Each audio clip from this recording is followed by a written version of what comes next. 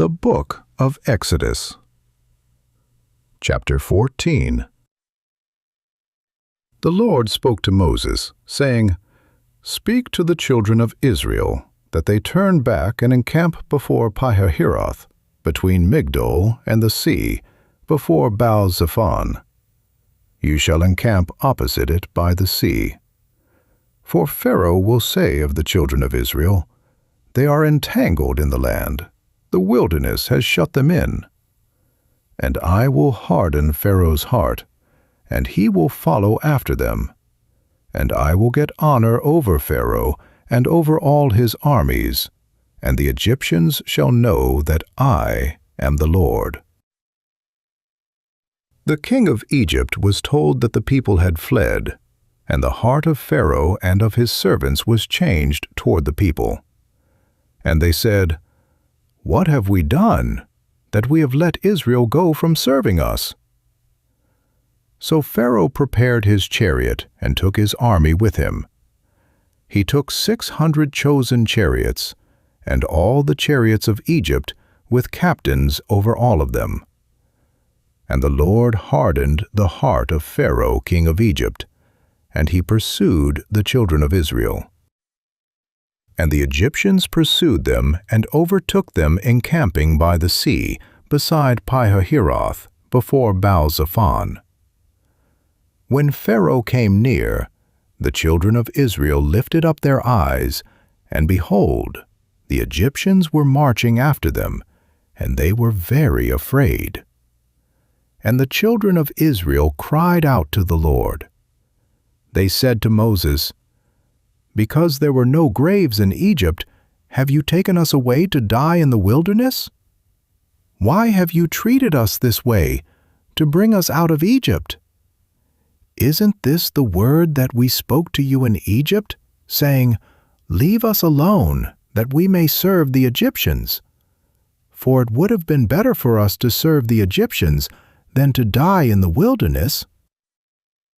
Moses said to the people, "Do not be afraid. Stand still and see the salvation of the Lord, which he will work for you today. For the Egyptians whom you have seen today, you shall never see again. The Lord will fight for you, and you shall be still." The Lord said to Moses, "Why do you cry to me? Speak to the children of Israel, that they go forward. Lift up your rod and stretch out your hand over the sea and divide it. Then the children of Israel shall go into the middle of the sea on dry ground. And I will harden the hearts of the Egyptians, and they will go in after them.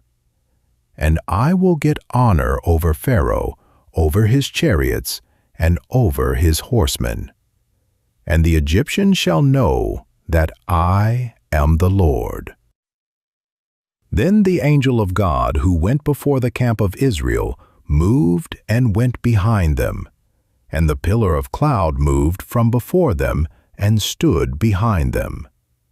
It came between the camp of Egypt and the camp of Israel. There was the cloud and the darkness, yet it gave light by night. So the one did not come near the other all night. Moses stretched out his hand over the sea, and the Lord caused the sea to go back by a strong east wind all night, and made the sea dry land, and the waters were divided. The children of Israel went into the middle of the sea on dry ground, and the waters were a wall to them on their right hand and on their left. The Egyptians pursued them and went in after them into the middle of the sea, all Pharaoh's horses, his chariots, and his horsemen. In the morning watch, the Lord looked out on the Egyptian army through the pillar of fire and cloud, and he confused the Egyptian army. He took off their chariot wheels, and they drove them heavily, so that the Egyptians said, "Let us flee from the face of Israel, for the Lord fights for them against the Egyptians."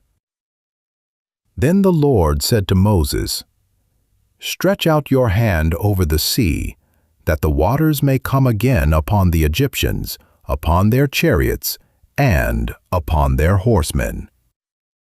And Moses stretched out his hand over the sea, and the sea returned to its strength when the morning appeared. And the Egyptians fled against it, and the Lord overthrew the Egyptians in the middle of the sea. The waters returned and covered the chariots and the horsemen, even all Pharaoh's army that went into the sea after them. There remained not so much as one of them. But the children of Israel walked on dry land in the middle of the sea, and the waters were a wall to them on their right hand and on their left. Thus the Lord saved Israel that day out of the hand of the Egyptians, and Israel saw the Egyptians dead upon the seashore. Israel saw the great work which the Lord did against the Egyptians, and the people feared the Lord, and they believed in the Lord and in his servant Moses.